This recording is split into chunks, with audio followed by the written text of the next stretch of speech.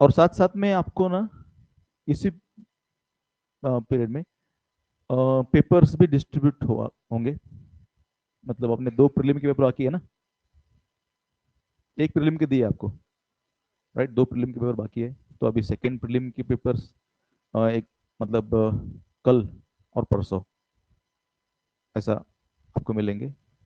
परसों तो नहीं है क्लास अपना, 3 तारीख को, फिर 4 तारीख को अगले प्रीलिम के पेपर्स। तो आपके प्रीलिम के पेपर्स ही मिलेंगे और उसके बाद रिवीजन भी चलेगा, ताकि you will get an idea, और जहां जहां आपके मार्क्स कटे हैं आपको समझ में भी आ जाएगा।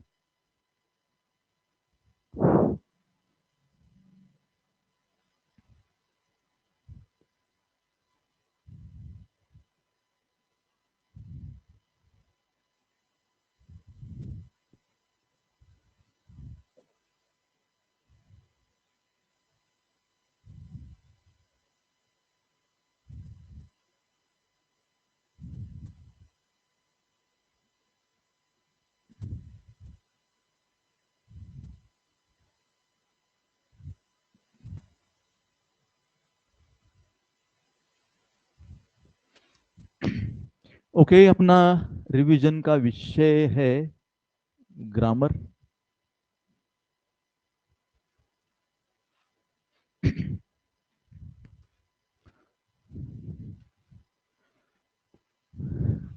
तो ग्रामर में वैसे तो ग्रामर कहाँ कहाँ आता है, तो क्वेश्चन नंबर 1 10 मार्क्स के लिए पूरा ग्रामर है। ओके, पूरा 10 मार्क का आएगा। फिर क्वेश्चन नंबर 2 में यू हैव 2 सीन पैसेजेस,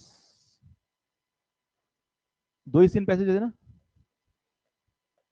तो उसमें 2 2 मार्क का ग्रामर, तो टोटल आएगा 4 मार्क का ग्रामर।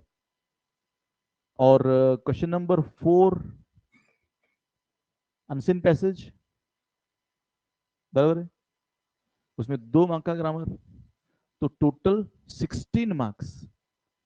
ये डायरेक्ट ग्रामर के ऊपर क्वेश्चंस आपको पूछे जाने वाले हैं, और टोटल 16 मार्क्स। ओके, अब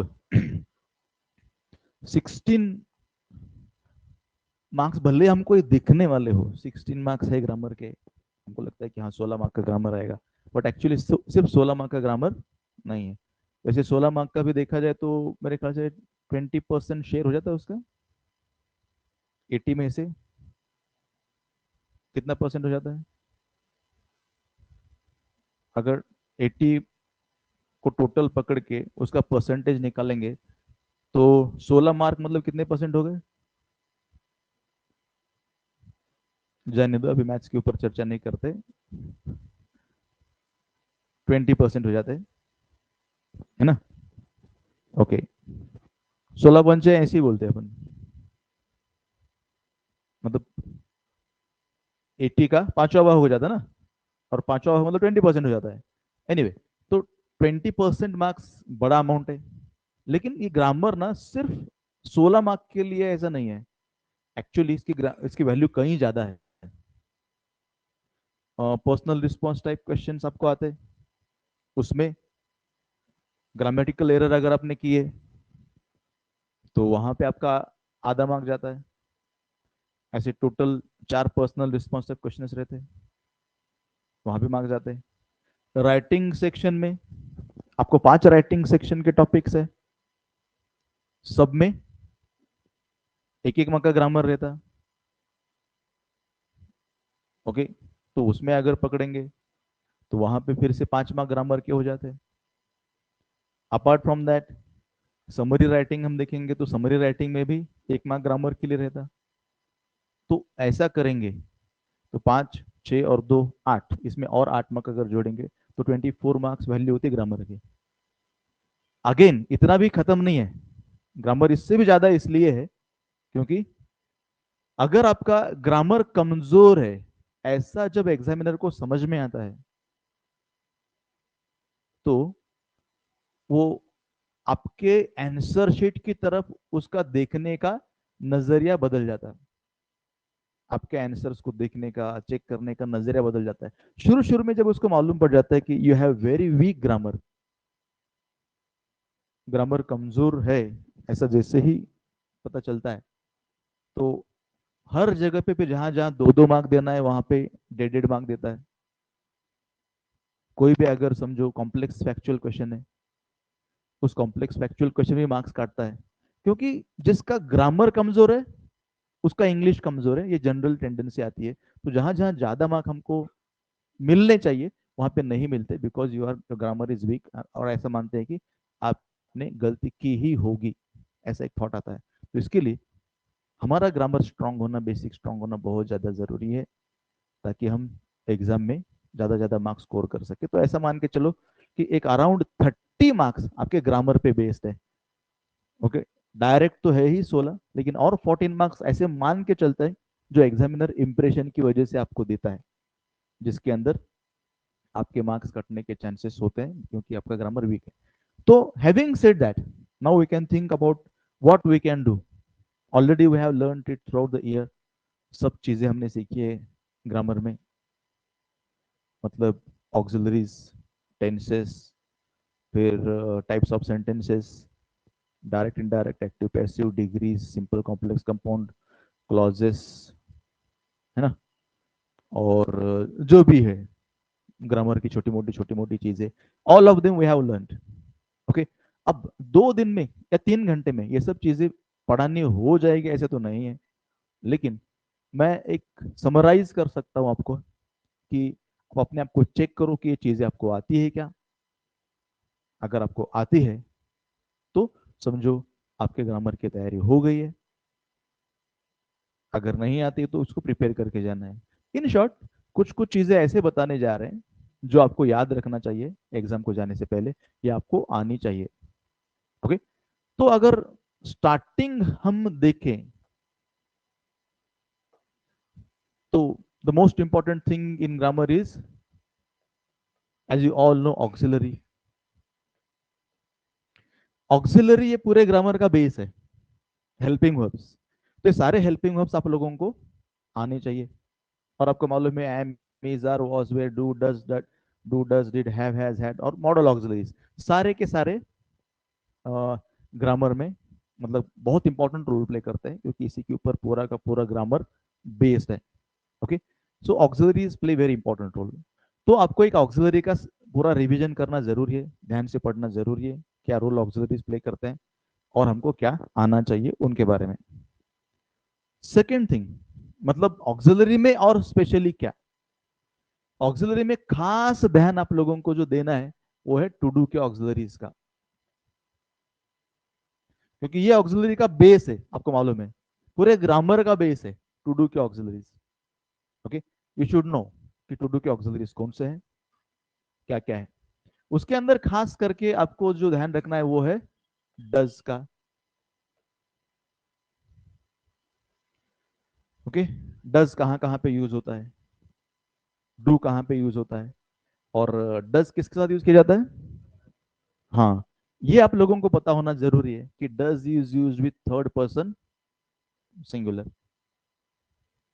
वो बीच में एक वीडियो बहुत वायरल हो रहा था ग्रामर के ऊपर, और जो जो लोगों को ग्रामर में वो मतलब वो वीडियो मिला, सब लोगों ने मुझे भेजा, मतलब 50 एक लोगों ने मुझे वो वीडियो भेजा, क्योंकि उनको लगा ये ग्रामर का वीडियो सर को भेजे थे। जैसे I dance, you dance, we dance, they dance, he dances. Why? Does he dance more than me? Then why he dances? I dance better than him. Still I dance, he dances. Why? मतलब ये जो dances use किया वहां पर, इस third person singular की वजह से हुआ। ओके, तो it's just a funny way to speak about that third person singular. और ऐसा होता है, थर्ड पर्सन सिंगुलर के साथ डांसेस यूज होता है। तो थर्ड पर्सन सिंगुलर स्पेशल है और उसके साथ डज आता है, ये आप लोगों को मालूम होना चाहिए। काफी सारी जगह पर ये रूल हम देखते हैं। ओके, तो ये आपको पता होना चाहिए, क्योंकि सिर्फ डज की बात नहीं है, ये हैव हैज के साथ भी ऐसे होता है और प्ले प्लेज के साथ भी ऐसा ही होता है। बाकी सबके साथ डू, थर्ड पर्सन सिंगुलर के साथ डज, बाकी सबके साथ हैव, थर्ड पर्सन सिंगुलर के साथ हैज। बाकी सबके साथ प्ले, थर्ड पर्सन सिंगुलर के साथ प्लेस। ये आपको ध्यान रखना है। ओके, अब ये रूल कहाँ कहाँ पे काम में आता है? बहुत सारी जगह है जहाँ पे ये रूल काम में आता है। ओके, फॉर एग्जाम्पल कुछ कुछ चीजें हम देखते हैं जहाँ पे ये काम में आता है, और साथ साथ में आपको डिड भी, जैसे टू डू का ऑक्सिलरी है, तो इसको भी ध्यान में रखना है। ओके, तो देखो, अगर समझो एग्जाम में क्वेश्चन ऐसा पूछा गया,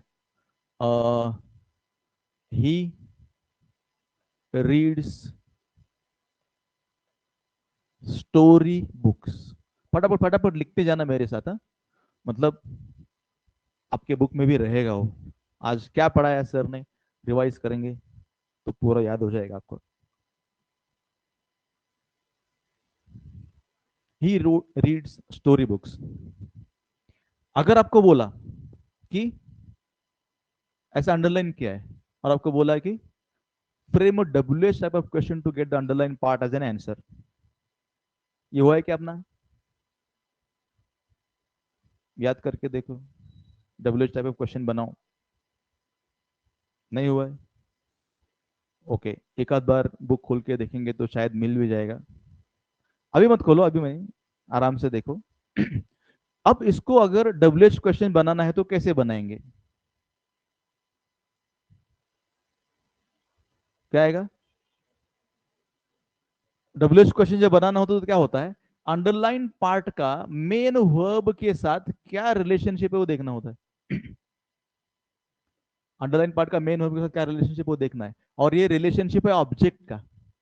ऑब्जेक्ट अगर है, मतलब he reads what, story books, तो स्टोरी बुक्स क्या है इस सब्जेक्ट में?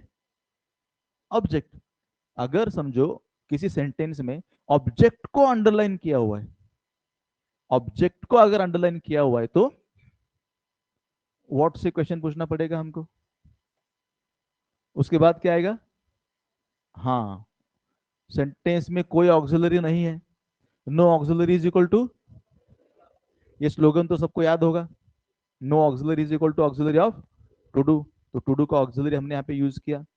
ओके, तो आया डज ही, आगे क्या आएगा?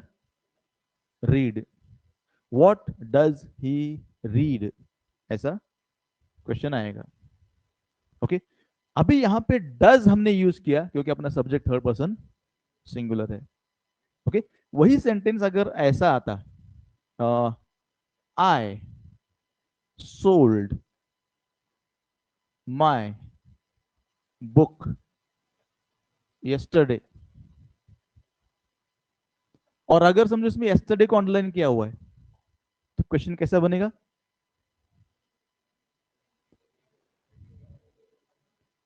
राइट right, इसमें क्या है, किसको अंडरलाइन किया है? यस्टरडे को।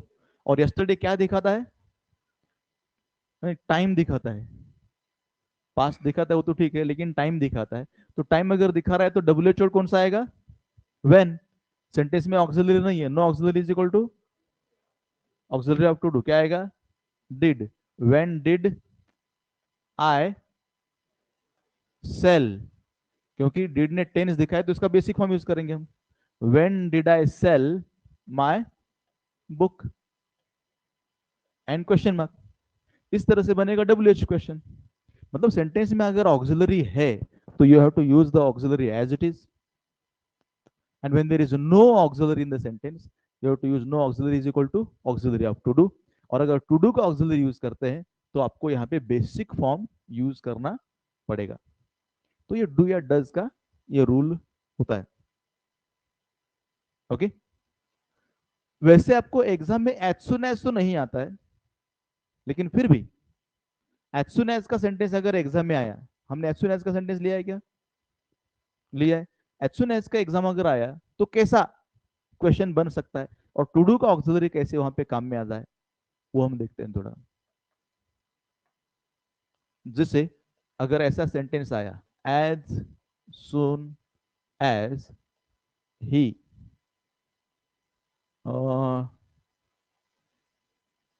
स्टार्टेड द बिजनेस,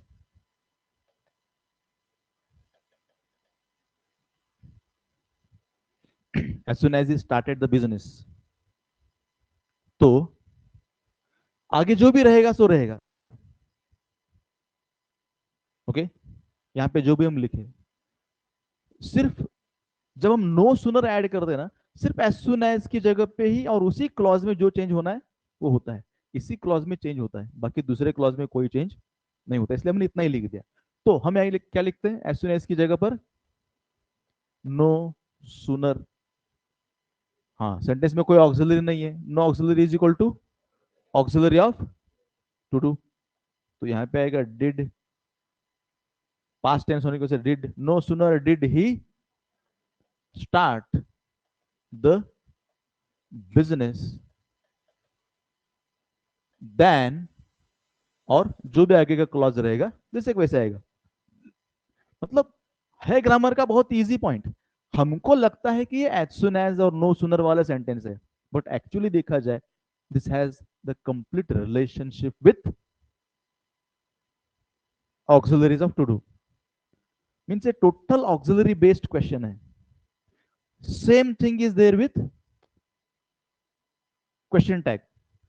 आगे स्पेशल क्वेश्चन टैग का रिवीजन जब लेंगे तब हम देखेंगे, लेकिन वो भी टू डू के ऑक्सिलरी के ऊपर भी बेस्ड है। Question tag is completely auxiliary based question, बाकी कोई उसके अंदर और टॉपिक नहीं आता है, तो you need to be very careful जब वो सॉल्व करेंगे। अब तो यहां पर डू डज वगैरह इसका ध्यान आप लोगों को रखना है। Even when it comes to identify tense, याद रखो, अगर समझो आपके क्वेश्चन में या जो सेंटेंस बताया है उसके अंदर टेंस आइडेंटिफाई करना है आपको, और अगर उसके अंदर समझो क्वेश्चन में डू या डज अगर आया है, तो कौन सा टेंस रहेगा? ऐसा नहीं लिखना, याद रखो, सिर्फ प्रेजेंट टेंस पास्ट टेंस लिख के काम चलता नहीं है। हाँ, simple present, simple past, simple future, present continuous. Present बोलेंगे तो ऑटोमेटिकली चार और ऑप्शन ओपन है आपके सामने। पास्ट अगर बोलते हैं तो चार ऑप्शन ओपन है, तो सिर्फ पास्ट बोल के नहीं चलता है। कभी कभी क्या होता है, हमको आंसर मालूम होता है लेकिन वो बताने का तरीका मालूम नहीं रहता, इसके लिए भी अपने मार्क्स कटते हैं। हम जब एग्जाम से घर आते हैं, कोई चेक करता है पेपर अपना, हम बोलते हैं कि हाँ ये बराबर है एकदम, पास्ट टेंस मैंने लिख दिया, अच्छा पास्ट टेंस लिखा, चलो 1 मार्क। लेकिन पास्ट टेंस आप जब लिखते हैं ना, तो इसका मतलब ये होता है कि आपने चार और ऑप्शन ओपन रखे हैं टेंस के। कोई अगर दयालु, मायालु, रूपालु, कनवालु, कोई अगर एग्जामिनर है, चेक करने वाला है, तो एक आध बार समझो आपको बोलेगा ले बेटा आधा mark.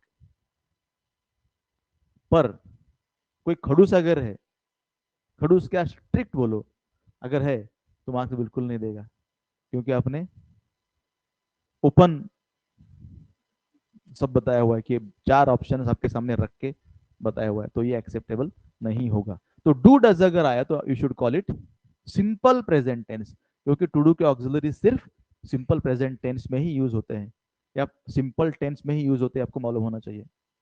Okay, simple present tense. और अगर समझो कहीं पे सेंटेंस में डिड अगर आया, तो कौन सा टेंस रहता है?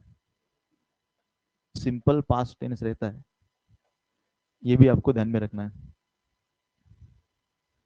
और टू डू के ऑक्सिलरी की खास चीज जिसमें सबसे ज्यादा गड़बड़ होती है, दैट इज टू डू के ऑक्सिलरी के बाद वर्ब का कौन सा फॉर्म यूज करते हैं। हमारा ध्यान ऑटोमेटिकली उधर जाता है। अगर समझो आपने कहीं भी डज लिखा, डिड लिखा, डू लिखा, तो टीचर का ध्यान ऑटोमेटिकली ऑक्सिलरी की तरफ जाता है। वो देखते हैं कि सॉरी मेन वर्ब की तरफ जाता है कि मेन वर्ब का कौन सा फॉर्म यूज किया हुआ है। जैसे अगर वहां पे लिखा है आई डिड नॉट, तो हम डिड नॉट से ज्यादा उसके बाद वर्ब का कौन सा फॉर्म लिखा है उसके ऊपर देखते हैं, ऑटोमेटिक है ये। तो वहां पे अगर आपने गलत लिखा तो आपके मार्क्स कट के जाते हैं, तो be careful about this. Okay, बेटा थूक के हो क्या खा रहे हो? तो ये चीज आपको ध्यान में रखना है कि after every auxiliary of to do we use basic verb. Okay, तो basic form of verb use किया जाता है, ये भी ध्यान रखना है आपको। और ये बहुत सारी जगह पे काम में भी आता है, ये नॉलेज की बेसिक फॉर्म यूज किया जाता है। आगे देखेंगे हम कहाँ कहाँ काम में आता है। और टू डू के ऑक्सिलरीज कहाँ पे यूज करते हैं ये आप जानते हैं। They are use in the formation of interrogative sentences and in the formation of negative sentences.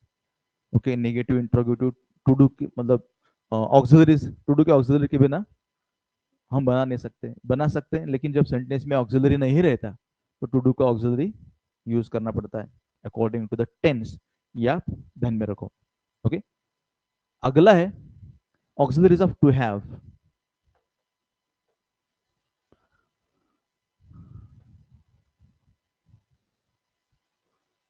To have के ऑक्सिलरीज आप जानते हैं, हैव, हैज, ये दो प्रेजेंट टेंस में है, and had is in past tense. Have has in present tense and had in past tense.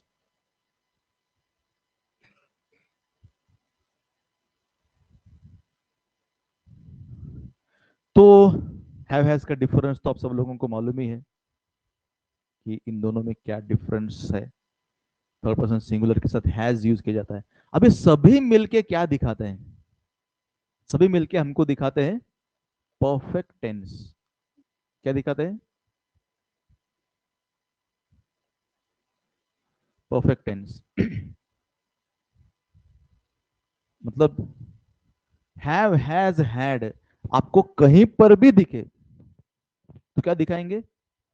Perfect tense दिखाएंगे। Remember, ये हमने इसके पहले भी सीखा है।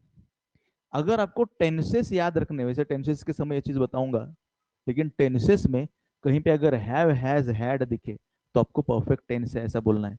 Have has present perfect tense और हैड पास्ट परफेक्ट टेंस दिखाने का काम करता है। ओके, अब उसमें हैव हैज ये दोनों प्रेजेंट परफेक्ट टेंस दिखाते हैं और हैड पास्ट परफेक्ट टेंस दिखाने का काम करता है। इसमें भी कुछ कुछ जगह पे क्या होता है, we get confuse about some sentences. इसके बारे में हमने चर्चा की है पहले, लेकिन अब लोगों को याद दिलाने के लिए मैं बोलता हूँ। I have met him. I have a bike.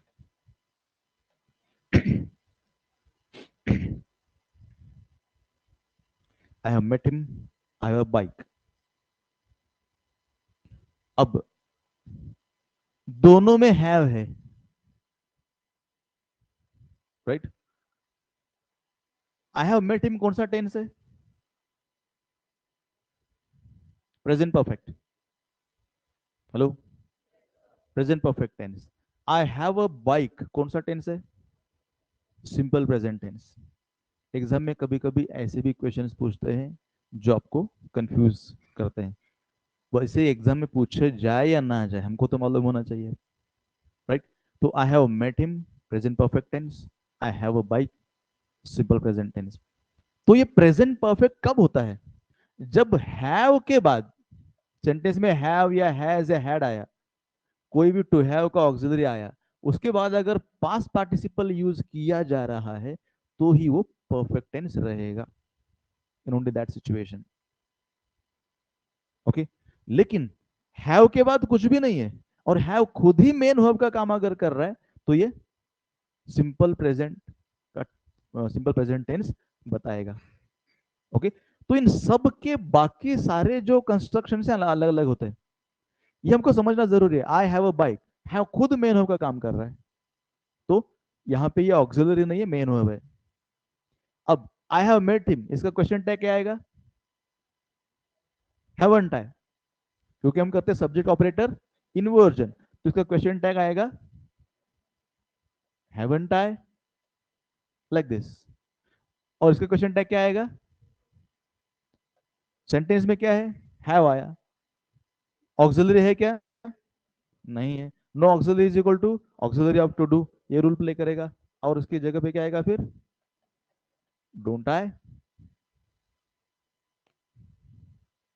मतलब हैव दोनों जगह पे है, लेकिन एक जगह पे हैवंट आई, दूसरी जगह पे डोंट आई। अगर मैं बोलूंगा इसका पास्ट परफेक्ट बनाओ तो क्या आएगा? इसका अगर आप पास्ट परफेक्ट बनाएंगे तो क्या आएगा? आई हैड मेट हिम, ये आएगा उसका पास्ट परफेक्ट। ओके, अगर इसका पास्ट परफेक्ट बनाना है तो आई हैड अ बाइक, ऐसा आएगा।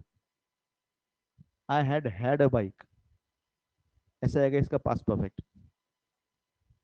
हेलो, क्यों नहीं समझा?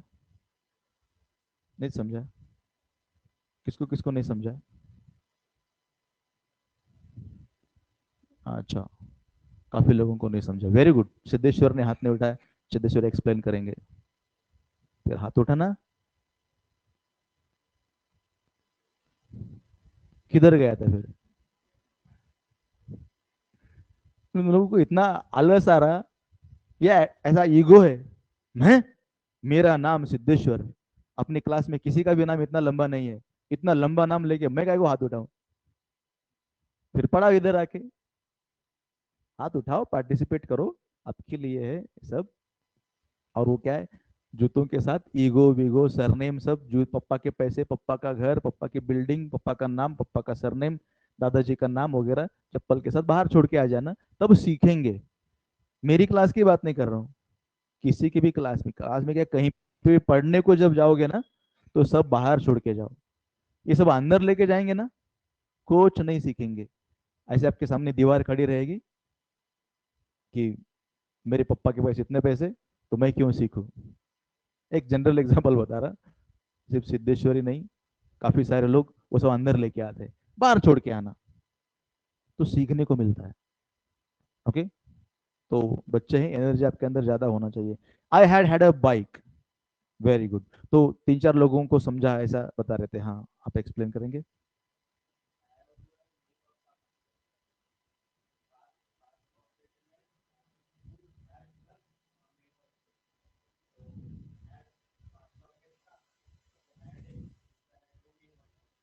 करेक्ट, मतलब यहाँ पे हैव मेन वर्ब है ना, have is the main verb. अगर समझो हमको पास्ट परफेक्ट टेंस दिखाना है, पास्ट परफेक्ट दिखाने के लिए हैड तो लगेगा ना, तो हमने हैड यूज किया क्योंकि यही पास्ट परफेक्ट दिखाएगा।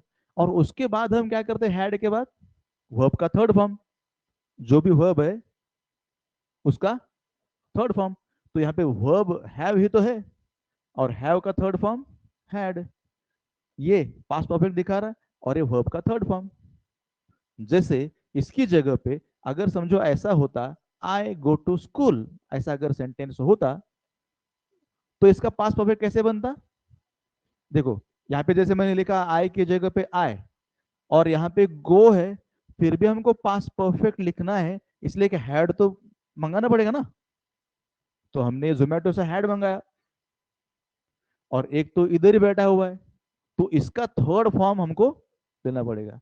तो जोमेटो से चटनी कैसे चलेगी, हमको सॉस लगेगा, तो इसको हम चेंज कर देंगे अकॉर्डिंग टू हैड, वर्ब का थर्ड फॉर्म। तो जैसे हैड गॉन हुआ, वैसे हैड हैड हुआ। ओके, तो ये ट्रिकी सेंटेंसेस है, जिनकी जानकारी हम लोगों को होना चाहिए। ओके, तो हैव हैज हैड जहां पे भी दिखे तो समझ लेना परफेक्ट टेंस है। टेंस आइडेंटिफाई करने के लिए भी कहा जाएगा आपको, जब टेंस आइडेंटिफाई करने के लिए कहा जाएगा तो हैव हैज हैड दिखा तो प्रेजेंट या पास्ट परफेक्ट बोलेंगे आप। ध्यान से देखना, एज ए यूजुअली से कि बहुत सारे बच्चों को जब क्वेश्चन पूछा जाता है ना, what is the tense of the sentence, they start looking at the ceiling, they start thinking as if they're trying to find out the code, secret code of something. There is nothing like that. If you want to identify the tense of a given sentence, just decode the sentence given by you based on what are the words used there, आप tense identify कर सकते हैं। एमिजार अगर तो कौन सा tense रहेगा? Present tense. Was were रहा तो पास्ट टेंस। हैव हैज रहा तो प्रेजेंट परफेक्ट। हैड रहा तो पास्ट परफेक्ट। विल रहा तो फ्यूचर। अब इसके बाहर कुछ भी नहीं है, आईएनजी रहा तो हाँ, तो देखो क्या क्या आया, हैव भी आया और आईएनजी भी आया, प्रेजेंट परफेक्ट कंटिन्यूअस टेंस। जो जो वर्ड्स है वो क्या क्या दिखा रहे हैं वो देख लेना, उससे काम हो जाता अपना। ओके, तो इसलिए you got to be very careful. अगला है द टू बी के ऑक्सिलरीज, तो आपको मालूम है इसलिए मैंने उनके बारे में ज्यादा लिया नहीं। और टू हैव के बाद हमेशा वर्ब का थर्ड फॉर्म यूज करना चाहिए, ये बात ध्यान में रखो। ओके, वर्ब के थ्री फॉर्म्स आप लोगों को मालूम होना चाहिए। ओके, अब हम बढ़ते हैं आगे, मॉडल ऑक्सिलरीज। मॉडल ऑक्सिलरी के ऊपर एक आध क्वेश्चन आ सकता है, तो you know all the modal auxiliaries, can, could, shall, should, will, would, may, might, must, use to, ought to, need to, बाकी सब है कचरा उसके अंदर। लेकिन इसके अंदर के मेन मॉडल ऑक्सिलरीज जो आप लोगों को याद रखना है वो है कैन और कुड, विल, वुड, शल तो काम का नहीं है ज्यादा, शुड, यूज टू, मस्ट। इतने मॉडल ऑक्सिलरी पे अगर आप सीखेंगे ना, तो ऐसा मान के चलो कि आपकी नैया पार हो जाएगी। ओके, कैन क्या दिखाता है, एबिलिटी दिखाता है, कैपेसिटी दिखाता है, पॉसिबिलिटी दिखाता है। Okay, ability, capacity, possibility permission के लिए भी यूज किया जाता है। कुड उसका पास्ट टेंस फॉर्म है। ओके, एफर्मेटिव नेगेटिव में कैन कुड का बहुत काम में आता है। अगर समझो सेंटेंस में ऐसे आया, आई कुडंट हेल्प हिम, अगर ऐसा सेंटेंस अगर आया, आई कुडंट हेल्प हिम, और आपको अगर कहा कि इसका नेगेटिव करो, तो इसका नेगेटिव करने के लिए अगर बोला तो क्या आएगा, आई कुड, पास्ट टेंस में है, कैन नॉट नहीं आता ज्यादातर, याद रखो। बिकॉज अगर कैन नॉट देंगे तो आंसर लिखना इतना मुश्किल नहीं जाएगा बच्चों को, बिकॉज बाय डिफॉल्ट हम प्रेजेंट टेंस में रहते हैं, ऑटोमेटिकली प्रेजेंट टेंस में सोचने लग जाते हैं, बट ये हटकुन से पास्ट टेंस में देते हैं। और इसका देने का वो रीजन ये होता है कि बच्चों ने, जिन्होंने पढ़ाई की है, जिन्होंने सोचा है वही लिखे, जिन्होंने पढ़ाई नहीं की है गलती से उनका आंसर करेक्ट ना है, सोच के लिखना चाहिए। तो इसके लिए कुड है, तो इसका क्या आएगा, आई वॉजंट, कुडंट का क्या आता फिर, affirmative negative, I wasn't able to, हाँ, help him, I wasn't able to help him, I couldn't help him का आई वॉजंट एबल टू ऐसा आएगा नेगेटिव, राइट। अगर आपको बोला right using unable to,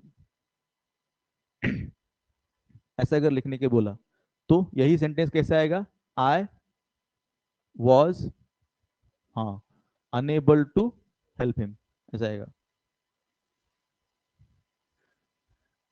will क्या दिखाता है, फ्यूचर, पहला तो फ्यूचर टेंस दिखाएगा, जब भी सेंटेंस में विल रहेगा तो फ्यूचर दिखाएगा। ओके, तो एक कहावत इसके ऊपर से बनाई थी हमने, विल है तो फ्यूचर है, विल है तो फ्यूचर है, विल नहीं तो फ्यूचर नहीं है। फ्यूचर बनाने के लिए विल होना बहुत ज्यादा जरूरी है, तो हैव दैट विल। और विल सर्टेनिटी भी दिखाता है, 100% एक चीज अगर होने वाली है तो सर्टेनिटी दिखाने का काम विल करता है। वुड, विल और शल दोनों का पास्ट टेंस वुड है, लेकिन वुड और भी काम करता है, वुड पास्ट हैबिट्स दिखाने का भी काम करता है, ये भी ध्यान में रखना। ओके, शुड, शुड बहुत सारे काम करता है, ड्यूटी दिखाता है, रिस्पॉन्सिबिलिटी दिखाता है, एडवाइस दिखाने का काम करता है, वेरी वेरी स्ट्रॉन्ग पॉसिबिलिटी भी दिखाने का काम वो करता है, साथ में एडवाइस रिकमेंडेशन दिखाने का भी काम वो करता है, लेकिन अपने लिए मेन ड्यूटी, रिस्पॉन्सिबिलिटी, एडवाइस, ये काफी है अपने लिए। यूज टू क्या दिखाता है? Past habits. पास्ट हैबिट्स दिखाने में यूज टू काम में आता है। ओके। और मस्ट क्या दिखाता है? कंपल्शन। अभी इसको लेके सेंटेंसेस किस तरह से आते हैं देखो। जैसे ही या N old man slept here, ऐसा सेंटेंस अगर दिया, आपको बोला rewrite using a modal auxiliary showing certainty, तो क्या आएगा? Rewrite using a modal auxiliary showing certainty, तो क्या आएगा? एन ओल्ड मैन, सर्टेनिटी दिखाने वाला है विल, और उसके बाद आपको यूज करना पड़ेगा उसका बेसिक फॉर्म विल। सॉरी, यहाँ पे क्या है? हियर लिखना था ना मुझे। Here an old man slept here, an old man will sleep here. आपको अगर बोला है rewrite using a modal auxiliary showing past habits, तो क्या आएगा? An old man used to sleep here.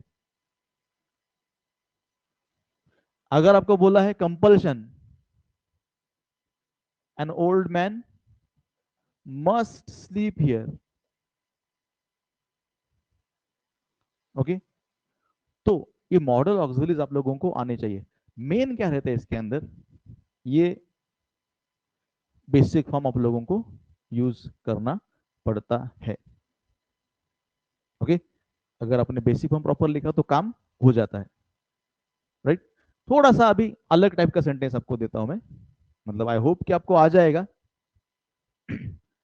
अगर समझो ऐसा है, आई वॉज, या आई की जगह पे समझो हमने लिखा शी वॉज बिजी, ऐसा सेंटेंस अगर दिया, ओके, और आपको बोला rewrite using a modal auxiliary showing past habits, तो कैसे करेंगे इसको? शी यूज्ड टू, हाँ आपको लिखना पड़ेगा be, use to be busy, क्योंकि वॉज मेन वर्ब है इस सेंटेंस में, यूज्ड टू मॉडल ऑक्सिलरी है, आफ्टर एवरी मॉडल ऑक्सिलरी वो use basic form of verb, तो आपको वॉज का बेसिक फॉर्म यूज करना पड़ेगा be, he use to be busy, ऐसे आएगा। ओके। तो this is how you can use modal auxiliaries. ध्यान रखना है, पढ़ना है, सोचना है, समझना है, गड़बड़ नहीं करना है उसको लिखने में। Now it comes to tenses. Tenses में अलग से आपको कुछ बताने की जरूरत नहीं है, क्योंकि आपको मालूम है कि टेंसेस क्या क्या रहते, कैसे कैसे रहते। सारे टेंसेस की अच्छी खासी जानकारी है आप लोगों को। टेंसेस के बारे में सिर्फ आपको इतना ही बोलूंगा मैं, जो अभी थोड़ी देर पहले हम डिस्कस कर रहे थे, दैट इज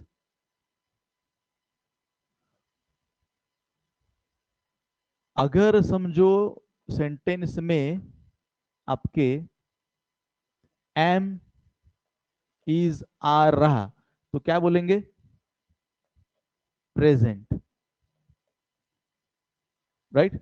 अगर आपके टेंस में आपको दिखा वॉज वर, तो क्या बोलेंगे? Past tense.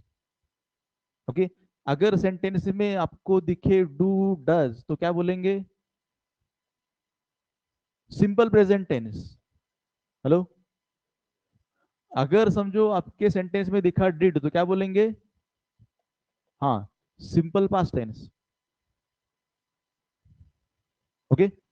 अगर आपको दिखे हैव या हैज, तो क्या बोलेंगे? हाँ, प्रेजेंट परफेक्ट बोलेंगे उसको। अगर आपको दिखा हैड, तो क्या बोलेंगे? हाँ, you will call it past perfect. अगर आपको दिखा शैल विल, तो क्या बोलेंगे? फ्यूचर। और अगर आपको दिखा आईएनजी, तो क्या बोलेंगे? कंटिन्यूअस। इसके बाहर टेंसेस कुछ भी नहीं है, इतना ही है। इसको और भी अगर आप शॉर्ट टर्न करेंगे तो और इजी हो जाएगा। जैसे am is are was were, to be के ऑक्सिलरीज है। Do does did, to do के ऑक्सिलरीज है। ये टू हैव के ऑक्सिलरीज है। तो कौन से ऑक्सिलरीज क्या दिखाते हैं, एक बार आपको समझ में आ गया तो इट इज वेरी इजी। अब इतनी सारी चीजों की अगर जानकारी आपको है ना, you have to check yourself. मैं तो बोलता जा रहा हूं, लेकिन आप लोगों ने अगर चेक किया कि बाबा मला येतं का, अगर आपको समझो येतं, हाँ ये तो मालूम था मुझे, तो आपके टेंसेस पक्के हैं, आपको चिंता करने की जरूरत नहीं है। लेकिन इसके अंदर आपको लगता है कि नहीं, थोड़ा सा ना डाउट आ रहा है मुझे, प्रिपेयर, समय है आपके पास, वो समय यूज करके आप प्रिपरेशन कर सकते हैं। और अगेन, आप सेंटेंस को देखकर इतनी जानकारी के ऊपर कोई भी टेंस आइडेंटिफाई कर सकते हैं, इतना इजी है ये। और ये टेंस आइडेंटिफाई करना जरूरी क्यों है?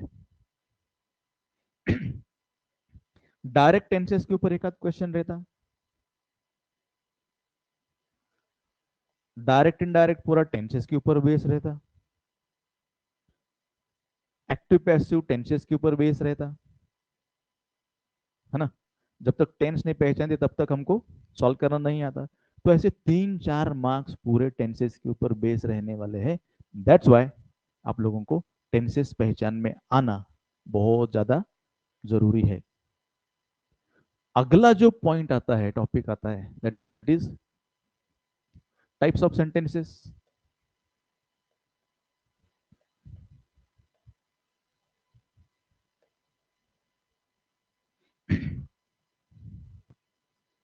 जैसे मैंने देखा बहुत सारे बच्चों को टाइप्स ऑफ सेंटेंसेस भी नहीं आते पहचान, that is very dangerous.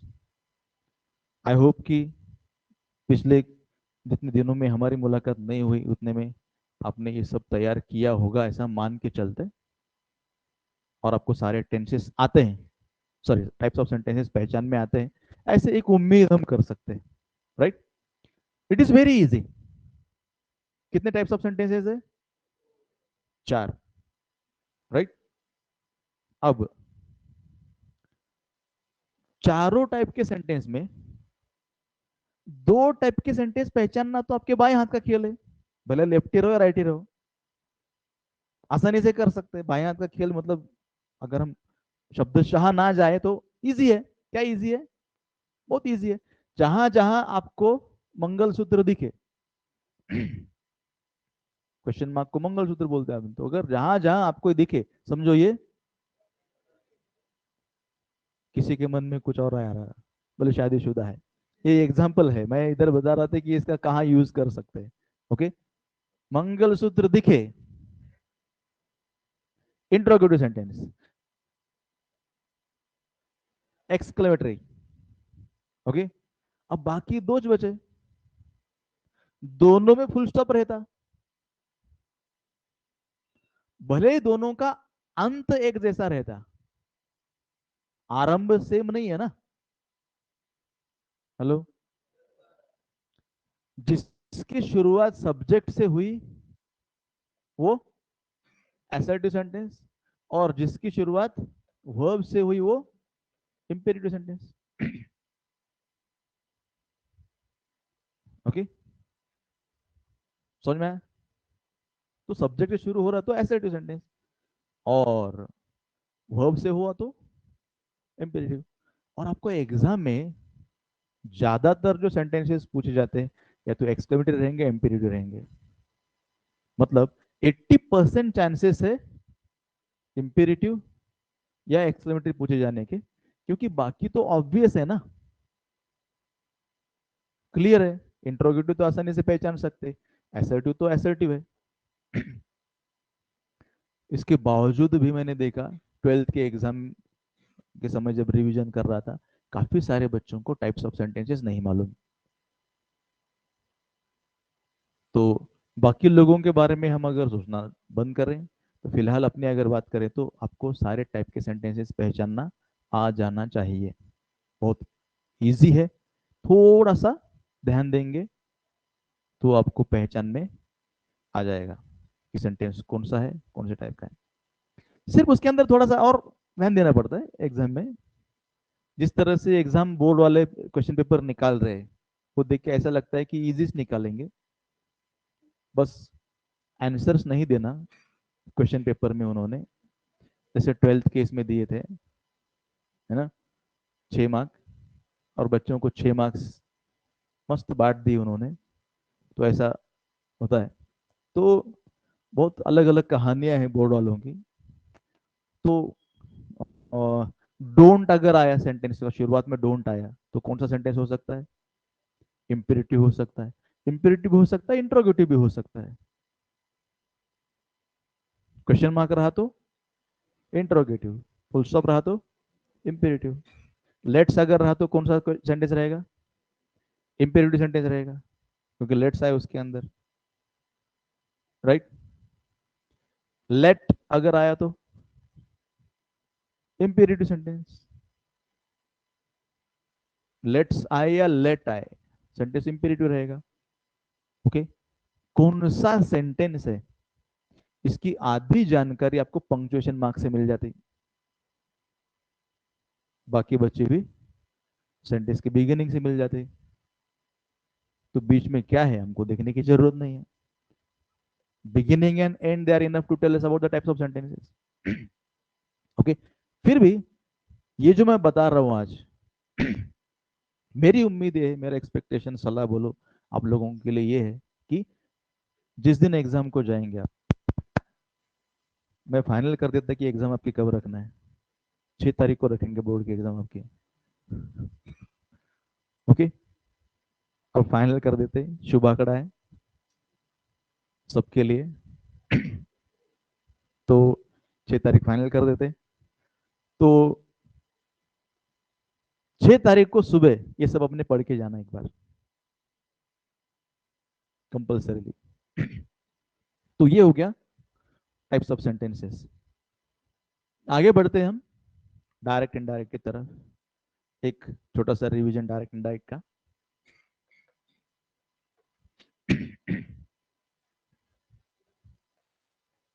Revision है इसलिए टाइटल भी शॉर्ट में देता,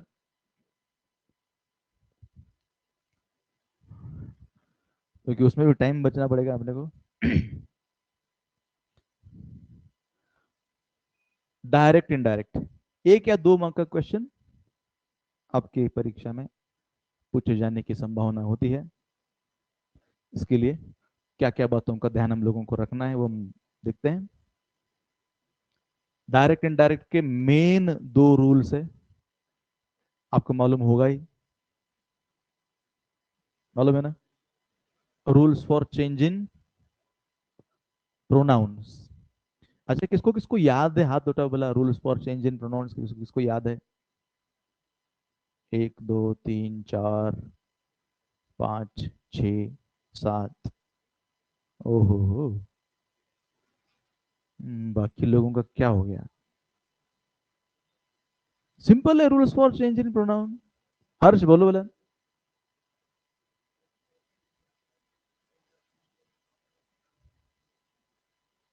is equal to, right, simple है, गुड। 3 बेसिक रूल है rules for change in pronouns के। कोई भी प्रोनाउन अगर आप चेंज कर रहे हैं तो उसमें सिर्फ और सिर्फ 3 रूल है। पहला, first person is equal to subject, second is equal to object, third is equal to no change. मतलब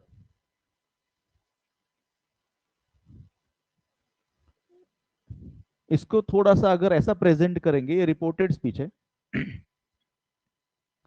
फलाना सेट टू ढिमका, वट एवर इधर रहेगा। ओके। अब इसमें तो क्या बदलाव होंगे हमको मालूम है, लेकिन इसके अंदर का, समझो यहां पे सब्जेक्ट की जगह पर, या बीच में कहीं पर, या लास्ट में कहीं पर, अगर कोई प्रोनाउन आया, क्या आया? प्रोनाउन अगर आया, तो उस प्रोनाउन को सबसे पहला सवाल आप लोगों ने क्या पूछना? कौन से पर्सन में? पर्सन पहचानने आता है ना आपको? वेरी गुड, उसको एक बार रिवाइज करना अच्छे से। ओके, उसको पूछना तो कौन से पर्सन में है। अगर समझो वो फर्स्ट पर्सन में निकला तो फलाने के हिसाब से चेंज होगा,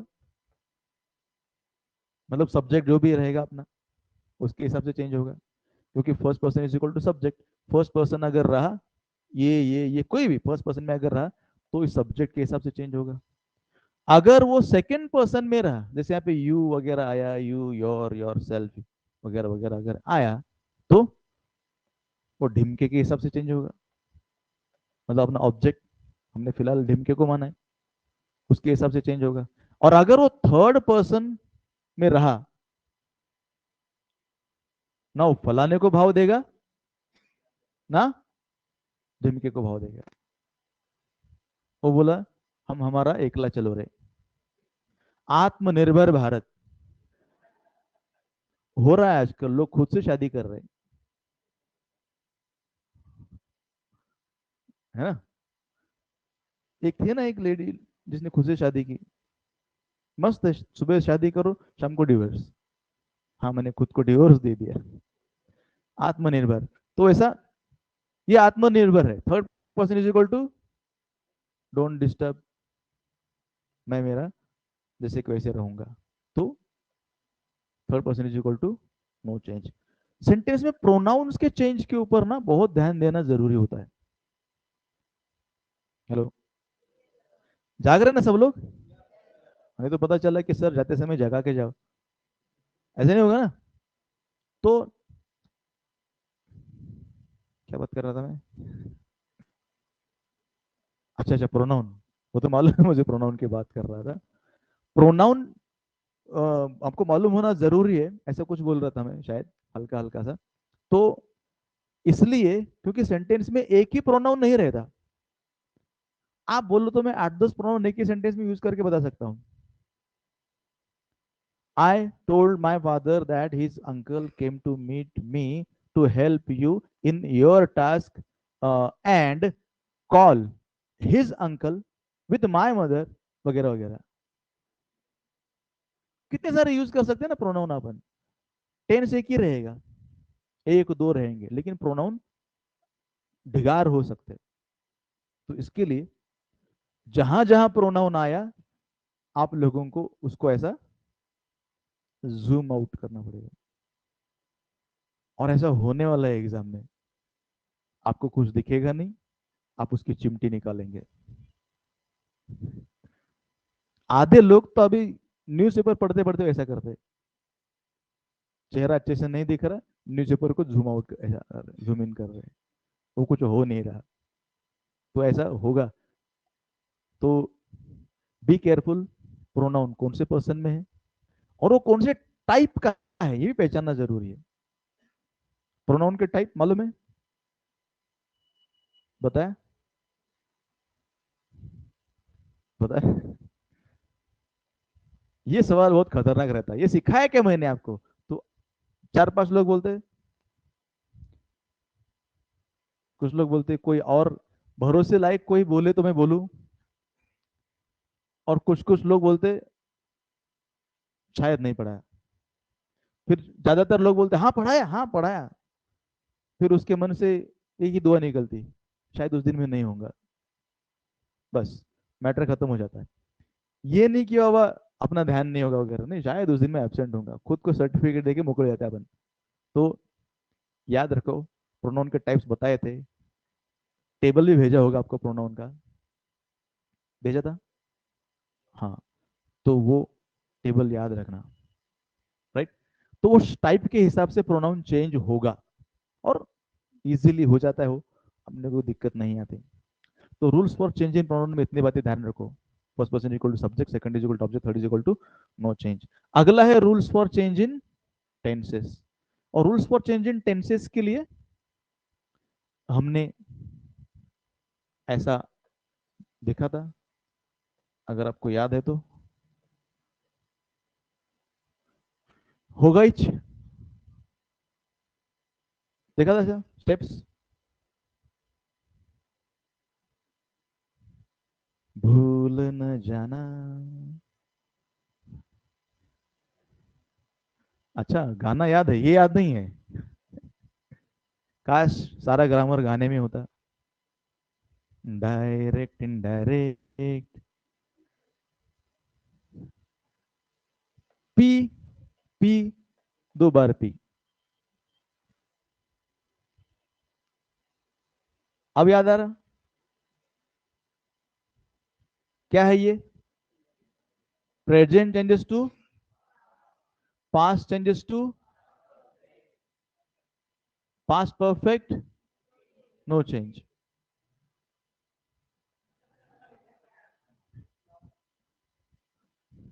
कुछ याद आ गया उनको अचानक से। छोटे बच्चे रोते ना, हंसते ना नींद में ऐसा एकदम। तो हम बोलते ना, क्यों हंस रहा बच्चा, पिछले जन्म का याद आ रहा होगा। तो बच्चे को याद आता रहता है, अरे मैंने उसको कैसे लात मारी थी।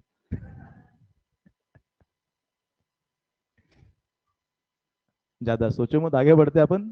P, P. हाँ, 2 बार P. P stands for present, P stands for PP, past perfect. बस इसके अंदर टेंसेस के सारे नियम आ गए। Present changes to past, past changes to past perfect, past perfect unchanged. Simple present to simple past. सिर्फ प्रेजेंट की जगह पे पास्ट बोलना है आपको। Simple present to simple past to past perfect. Present continuous to past continuous to past perfect continuous. Present perfect to past perfect, present perfect continuous to simple. और आपको तो मालूम है, विल का वुड, शल का वुड, कैन का could, मे का might, ये तो हम यूज करते ही हैं। Rules for change in tenses हो गए। अब डायरेक्ट इनडायरेक्ट के सेंटेंसेस अगर चेंज करने की बारी आती है तो हम ऐसा हर टाइप के एक एक सेंटेंसेस ले लेंगे, थोड़ा सा अंदाजा आने के लिए। डायरेक्ट इनडायरेक्ट का सेंटेंस अगर आया तो ना, सबसे पहला काम क्या करना है आपको? सबसे पहले आपको जो सेंटेंस कोटेशन मार्क में दिया है ना, वो कौन से टाइप का सेंटेंस है वो देखना। Means pick out the type of sentence. अब जैसे हमने देखा था कि टाइप्स ऑफ सेंटेंसेस कहाँ कहाँ काम में आते हैं, तो यहाँ पे काम में आते हैं। एसर्टिव है, इंट्रोगेटिव है, एक्सक्लेमेटरी है, इंपेरेटिव है, आपको पहचानना है। ओके। अब एक बार खुद को इस बात की तसल्ली देना है कि दिया हुआ सेंटेंस कौन से टाइप का है। हेलो। एसर्टिव है कि इंट्रोगेटिव है, ये सब आपको चेक करना है। अब एक बार आपको समझ गया ये इंट्रोगेटिव सेंटेंस है, इंट्रोगेटिव सेंटेंस है, तो फिर आपको इंट्रोगेटिव के रूल फॉलो करके उसको सॉल्व करना पड़ेगा। एसर्टिव है तो you have to go by that angle.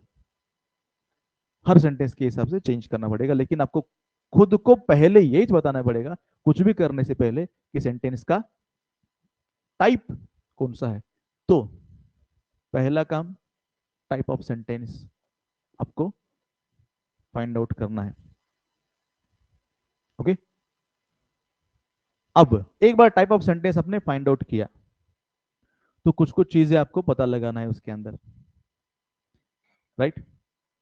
हम आगे उन टाइप के सेंटेंसेस पे आएंगे एक एक करके। समझो आपको मालूम पड़ा कि ये एसर्टिव सेंटेंस है। एसर्टिव सेंटेंस मतलब स्टेटमेंट। आपको पता चला कि ये स्टेटमेंट है। ओके। उसके बाद फिर अगला स्टेप आएगा कि कौन बोल रहा है, किसको बोल रहा है, सुनने वाला है क्या, कौन बोल रहा है, किसको बोल रहा है, क्या बोल रहा है, बात खत्म हो गई। इसी में सब कुछ चेंज होता है। तो अगर एसर्टिव सेंटेंस है, जैसे ऐसा सेंटेंस आया, teacher said to me your friend helped me yesterday. ऐसा एक सेंटेंस समझो आया, your friend help me yesterday.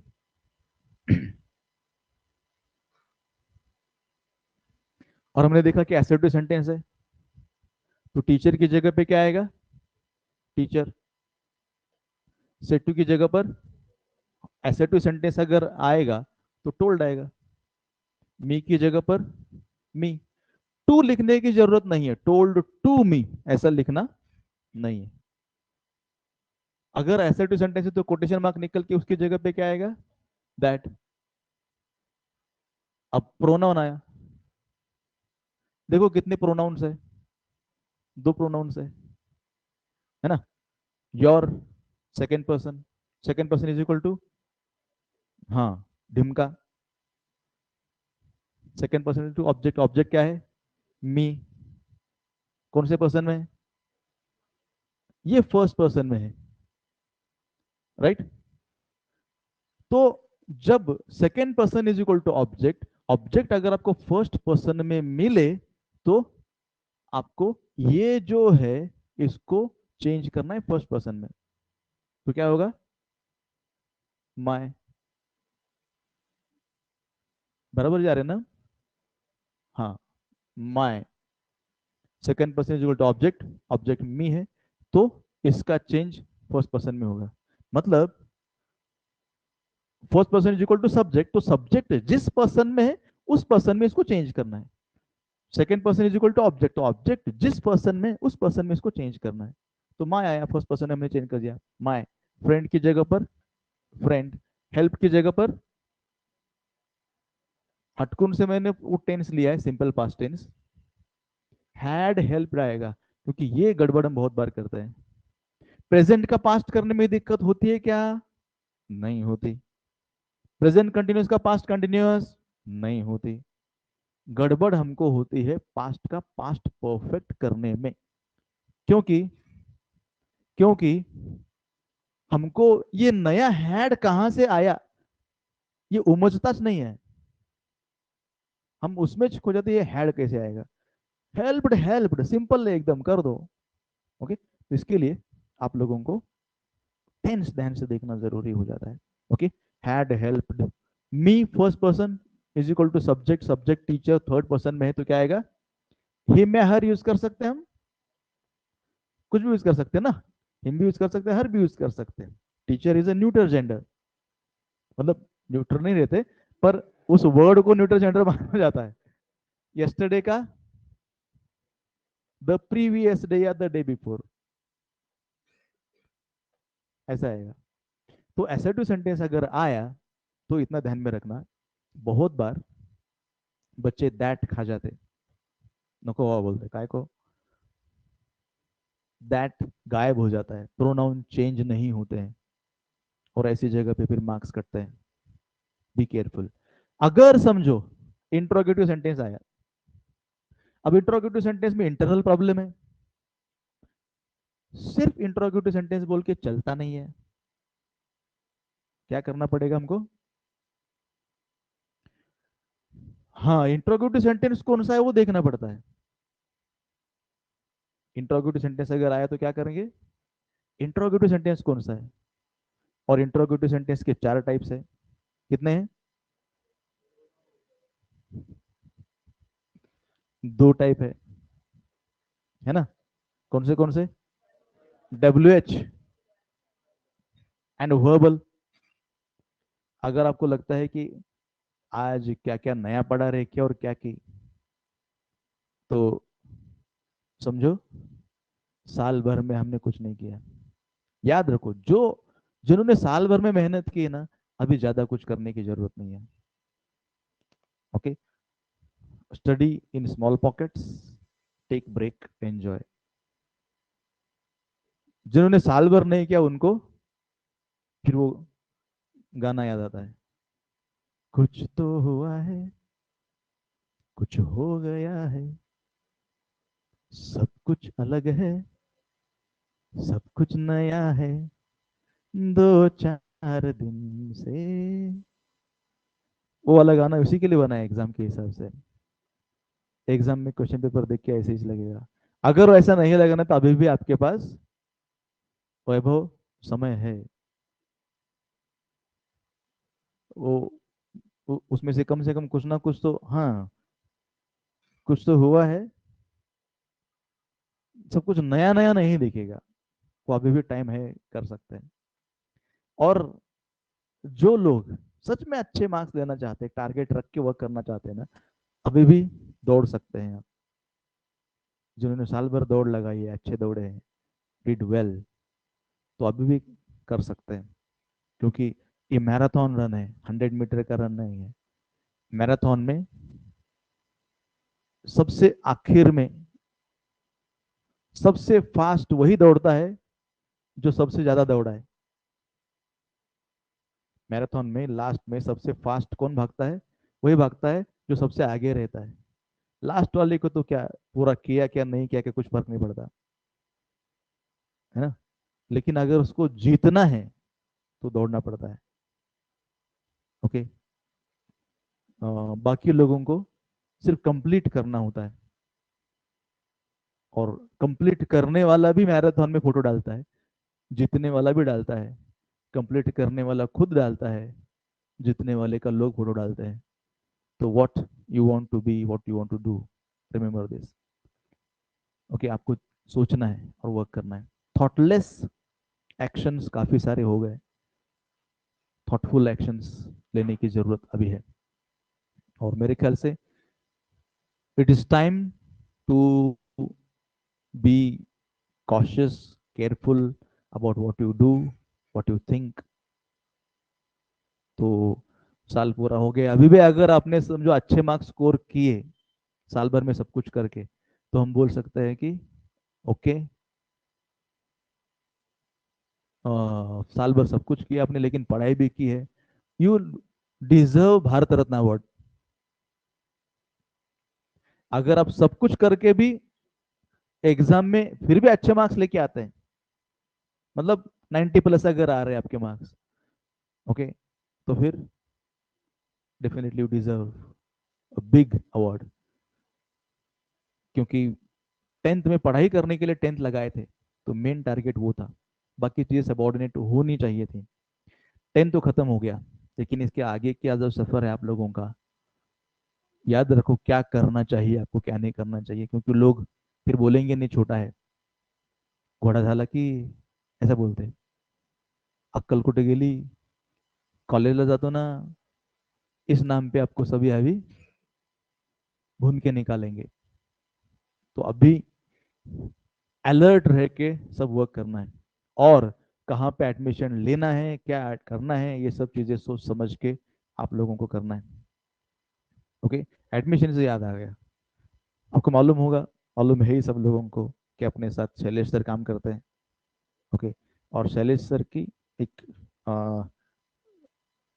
Sigma institute में, मतलब ही वर्क्स विद अस, एक और उनके इंस्टीट्यूट सिग्मा इंस्टीट्यूट, इसके अंदर केमिस्ट्री के क्लासेस वो लेते हैं।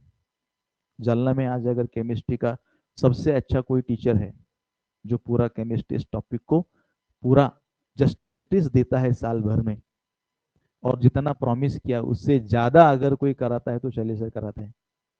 तो बाहर बोर्ड लगाया हुआ है, जिनको जिनको एग्जाम देना है, मेरे ख्याल से परसों एग्जाम है उस बैच की, सुपर 30, मतलब 30 स्टूडेंट्स की बैच है, उज्जवल बैच। तो उसके लिए एग्जाम होने जा रही है सेकेंड को। तो all of you should participate in the exam, जिनको जिनको साइंस करना है, ओके, उसे पार्टिसिपेट कर सकते हैं। और वो प्रिपेयर कर सकते हैं पूरा वो एक सब्जेक्ट, राइट। तो वो सब इंफॉर्मेशन दिया है बाहर होर्डिंग में, आप पढ़ के जा सकते हैं कि क्या है कैसा है, सब चीज समझ में आ जाएगी आपको। हाँ, इंट्रोगेटिव सेंटेंस की बात करते हैं। इंट्रोगेटिव सेंटेंस में आपको ये देखना डब्ल्यूएच क्वेश्चन है कि वर्बल क्वेश्चन है। कितने लोगों को याद है, बताओ वर्बल क्वेश्चन क्या होता है? सिर्फ हाथ उठाओ, वर्बल क्वेश्चन क्या होता है, कितने लोगों को याद है? 1 2 3 4 5 6 7 8 9 10 11 12 13 14 15 16, गुड। अच्छे नंबर है जिनको याद है। और सिद्धेश्वर को पकड़ के चलता हूं मैं कि उनको भी याद है, लेकिन वो हाथ बिजी है उनका, इसलिए बाद में उठाएंगे। अरे लिख रहे वो कुछ, देखो यार, सिद्धू अपने में झगड़ा लगा नहीं है ऐसे हंस के बच्चे।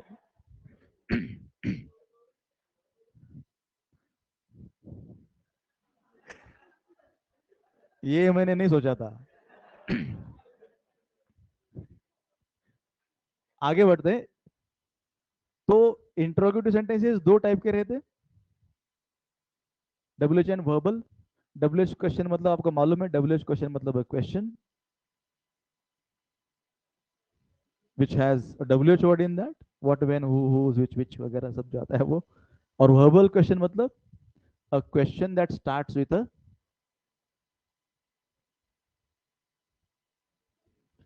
शुरू करके बताओ एक आध वर्ब से क्वेश्चन, अभी शुरू करो, यहीं से 500 रुपये लेके जाओ।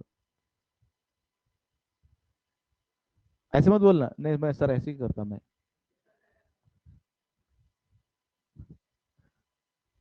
एक स्टूडेंट ने एक नाम लिखा था, नाम था लोमो, एक आदमी का नाम था लोमो।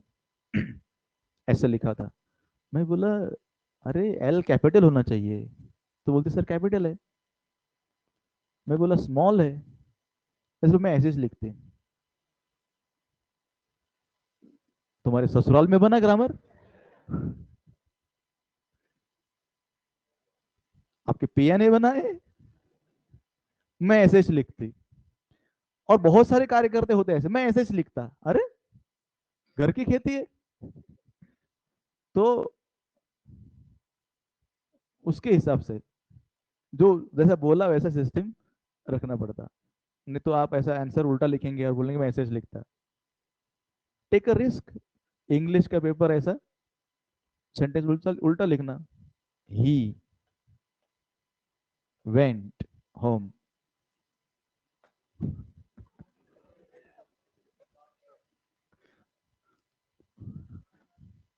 हाँ, अब इसमें भी गलती निकालेंगे क्या आप? एनीवे, तो वर्बल क्वेश्चन मतलब a question that starts with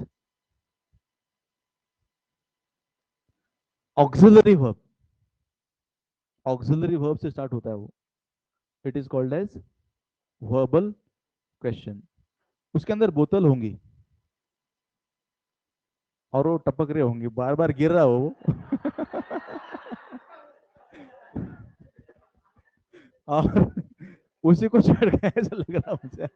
अच्छा बोतल बाहर है, अच्छा खाली हो गई मतलब अंदर। एनी, आपको वैभव की चिंता ज्यादा लग रही है हाँ? वैभव क्या बात है? हाँ। नहीं, आप घर पे जाके क्या कर रहे हैं आप डिसाइड करो, हमको क्या। वो चलो, ब्रेक के बाद स्वागत है आपका इंट्रोगेटिव सेंटेंस में। और हम क्वेश्चन में अटके हुए हैं, आगे नहीं बढ़ रहे। इंट्रोगेटिव सेंटेंस एक ऐसा सेंटेंस होता है, आपको मालूम है। आगे बढ़ते हैं। वर्बल क्वेश्चन ऐसा क्वेश्चन होता है जिसकी शुरुआत ऑक्सिलरी वर्ब से होती है। ओके, और आपको मालूम होना चाहिए इंट्रोगेटिव सेंटेंस में कि किस तरह से चेंज करते हैं। अब एग्जांपल हम लेते हैं। Einstein said to her, where were you going, ऐसा सेंटेंस है। और उसने बोला दड़ैला, ऐसा कुछ तो कम्युनिकेशन चला। वो एक बीच में वीडियो आया था ना, अक्षरा कुठे चालली।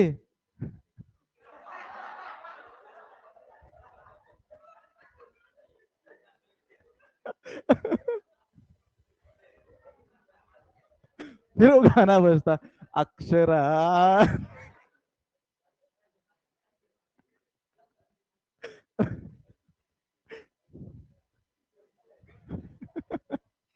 चलो, Einstein said to her, Einstein की जगह पे आइंस्टाइन,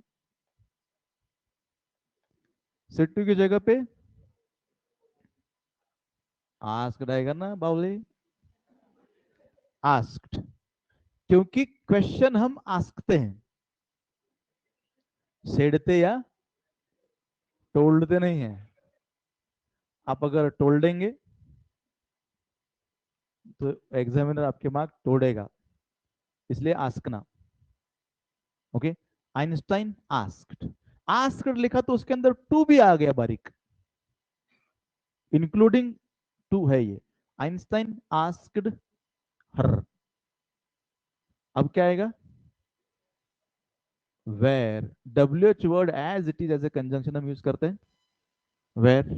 दैट यूज नहीं करना है हम लोगों को, don't use that, use the W H word as it is, as conjunction.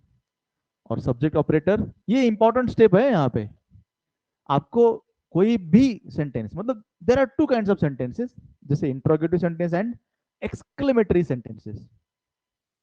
इनको इनडायरेक्ट करते समय दो स्टेप्स में करना पड़ता, और ये सब मैं बोल रहा हूं, आप सुन रहे, इसका मतलब आपको आ गया ऐसा नहीं है।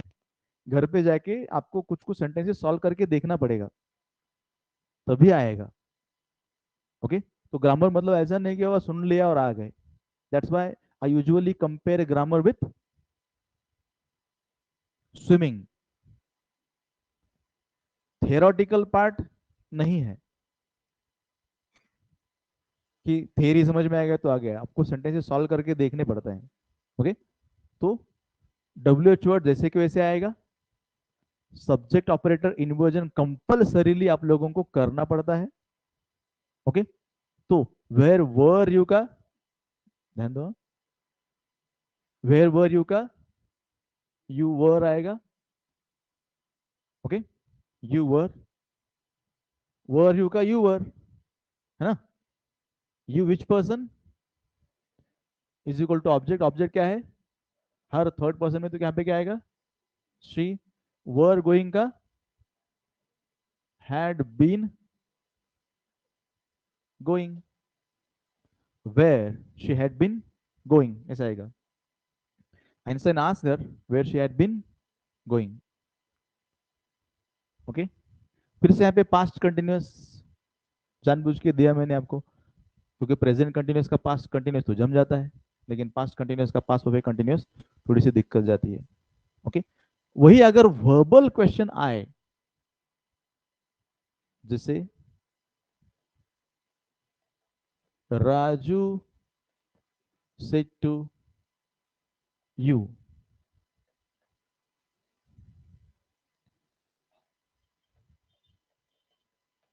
did you see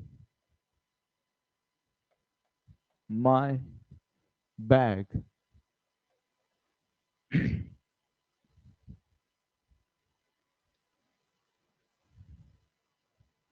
तो राजू की जगह पे राजू, सेड टू का क्या होगा, आस्क्ड। यू की जगह पर यू। अब क्या आएगा, हाँ, कंजंक्शन में इफ या वेदर यूज करते, लेकिन मेरी प्यार की सलाह यह है कि इफ ही चूज करो, वेदर के नादे में मत जाओ। वेदर लिखने में थोड़ा सा इधर उधर अगर हो गया तो पता नहीं मार्क किधर का किधर जाएगा, तो इसके लिए इफ लिखना सेफ है। Okay, if subject operator inversion, did you का हो जाएगा you, did you, second person is equal to object you. Did see कौन सा टेंस है, सिंपल पास्ट। सिर्फ पास्ट मत बोलो, आदत लगा लो अभी, गलती से भी एक वर्ड बोलना नहीं, सिंपल पास्ट पूरा क्लियर बोलना। टेंस कभी भी एक वर्ड में बताया नहीं जा सकता, या तो दो या तीन वर्ड में टेंस बताया जाता है। एक वर्ड में टेंस कभी नहीं बताना, पास्ट फ्यूचर नहीं, दैट इज वेरी रॉ। तो डिड सी मतलब कौन सा टेंस, सिंपल पास्ट का क्या होगा, पास्ट परफेक्ट, तो यहाँ पे क्या आएगा, हैड सीन। माय का क्या होगा, हिज, बैक की जगह पर बैक। उसी तरह से आपको एक्सक्लेमेटरी सेंटेंस भी करना है। एक्सक्लेमेटरी सेंटेंस में पहले स्टेप में एक्सक्लेमेटरी सेंटेंस का एसर्टिव करके लेना है, what a talented person you are a very talented person. Okay, how lucky he is very lucky. ये assertive करना है, assertive करने के बाद उसका फिर आपको करना है indirect speech में, right? फिर वो he said she said जो भी रहेगा उसका exclaimed वगैरह आपको लिखना है, exclaimed with फीलिंग्स अगर आपको मालूम है तो लिखो, हाउ लकी यू आर, ये exclaimed happiness वगैरह ऐसा ऐड कर सकते हैं। ओके, तो एक्सक्लेमेटरी का इस तरह से चेंज करना है। उसके बाद इंपेरेटिव सेंटेंस। अब इंपेरेटिव सेंटेंस में इंपॉर्टेंट ये है कि बोलने वाला कौन है, सुनने वाला कौन है, इसका भी आपको ध्यान रखना है। ओके, क्योंकि उसी के ऊपर से हमको डिसाइड करना पड़ता है कि ऑर्डर लिखना है, कि एडवाइज लिखना है, कि रिक्वेस्टेड लिखना है। समझ में नहीं आया तो ऑर्डर्ड लिखो, कंफ्यूजन अगर है आपके मन में तो ऑर्डर्ड लिखो। हेलो, है ना? नहीं तो बड़ा छोटे को बोल रहा है तो ऑर्डर्ड लिख सकते हैं, छोटा बड़े को बोल रहा है तो रिक्वेस्टेड बोल सकते हैं, प्लीज अगर क्वेश्चन में आया तो रिक्वेस्टेड बोल सकते हैं, राइट? अगर उसमें लेट्स आया तो सजेस्टेड बोल सकते हैं, डॉक्टर वगैरह कोई बड़ा है तो एडवाइज्ड बोल सकते हैं। तो ऐसा करके, और इंपेरेटिव सेंटेंस की शुरुआत वर्ब से होती है, सिंग, गो, कम, राइट। तो to sing, to go, to come ऐसा लिख के चेंज करना होता है। ओके, तो इस तरह से डायरेक्ट डायरेक्ट के कुछ कुछ सेंटेंस ऐसे बेसिक रूल्स है जो आपको याद रखना है। ओके, फिलहाल तो डायरेक्ट डायरेक्ट यहाँ पे एंड कर रहे हैं। आपके मन में अगर कोई क्वेश्चन है डायरेक्ट डायरेक्ट को लेके तो कल आप पूछ सकते हैं। कल सेम टाइम पे रिवीजन रखेंगे, तो कल भी रिवाइज करेंगे हम। और कल का अपना बाकी सब ग्रामर उसके अंदर रहेगा, active passive, degrees of comparison, simple complex compound, clauses, और जो भी छोटा मोटा ग्रामर है वो। आपके पास अगर कोई क्वेश्चन है इन ग्रामर के सेंटेंसेस को लेकर तो आप कल पूछ सकते हैं क्लास के अंदर, राइट? और पेपर सो मराठी ऑफ रहेगा। जाने से पहले अभी जैसे 1 मिनट बाकी है तो समझो, एग्जाम है, हॉल टिकट्स मिल गए सबको, उसकी कॉपीज निकाले आपने, आपको बोला था इसके पहले पेन के बारे में, पेन के बारे में बोला था कि पेन सेलेक्ट करो एक जिससे आप अच्छे से लिख सकते हैं। 3 4 पेन मार्केट में जाके ट्राई कर सकते हैं, कोई भी पेन अच्छा वाला सेलेक्ट करो, ज़्यादा हेवी पेन सेलेक्ट मत करो, लाइट पेन होना, लाइट मतलब 1 2 रुपए का पेन यूज मत करो, अच्छा पेन यूज करो, धोखा नहीं देना उसने। एक ही टाइप के 4 5 पेन खरीदो आप और उनसे लिखना शुरू कर दो। आज एक पेन से लिखो, फिर उसको रख दो साइड में, कल एक पेन से लिखो, थोड़ा थोड़ा उससे उसकी राइटिंग होनी चाहिए वो पेन की। एग्जाम में आप डायरेक्ट अगर यूज करेंगे ना तो प्रॉपर चलेगा नहीं, तो उसको स्मूथनेस आनी चाहिए। तो थोड़ा सा लिख के रख देना, फिर वो तकलीफ भी नहीं देता। तो एक एक दिन ऐसा यूज करके रखो और वही फिर आपको एग्जाम में यूज करना है, काम आसान जाता है। एग्जाम हॉल में जाके बैठेंगे, यूनिफॉर्म में बुलाया क्या? ऐसा कुछ नहीं है। ओके, एक आध बार स्कूल वाले बोलेंगे यूनिफॉर्म में आओ, कुछ कुछ जगह पे बोलते हैं, सीबीएसई को तो कंपलसरी यूनिफॉर्म। फिर भी आपको अगर नहीं बोले तो कंफर्टेबल कपड़े पहन के जाओ, एग्जाम में जा रहे, फैशन शो में नहीं जा रहे। ओके, वहाँ पे कोई ऐसी पॉसिबिलिटीज नहीं बनती है। इसके लिए सिर्फ एग्जाम देने जाओ, वहाँ पे आपका एक ही टारगेट होना चाहिए, मुझे एग्जाम देना है, दैट्स इट। तो इसके लिए कंफर्टेबल कपड़े पहन के जाओ, गर्मी होगी, तकलीफ होगी तो उस हिसाब से पहले से ही इंतजाम करके रखना है आपको। मेरे ख्याल से राइटिंग पैड खरीदा होगा आपने, ट्रांसपेरेंट वाला राइटिंग पैड लगेगा, पाउच भी ट्रांसपेरेंट वाला लगेगा। ओके, और एक आध बार पेन भी ट्रांसपेरेंट मंगाते हो। अभी तो पेन का मुझे मतलब आई डोंट थिंक आपको बोलेंगे, लेकिन जेई के एग्जाम्स है या बिटसैट वगैरह है, ये जो एग्जाम है उसके अंदर पेन भी ट्रांसपेरेंट ही मंगाते हैं, वही पेन लेके आओ। तो फिलहाल तो आपको कोई इंस्ट्रक्शन वैसे है नहीं, तो फिर सिर्फ पैड वगैरह यही आप यूज़ करो। और पैड पे वगैरह अपने कुछ पिछले गुनाहों की अगर निशानियां हैं तो मिटाओ उनको, बेटर रहेगा। Okay, see you tomorrow. जय हिंद।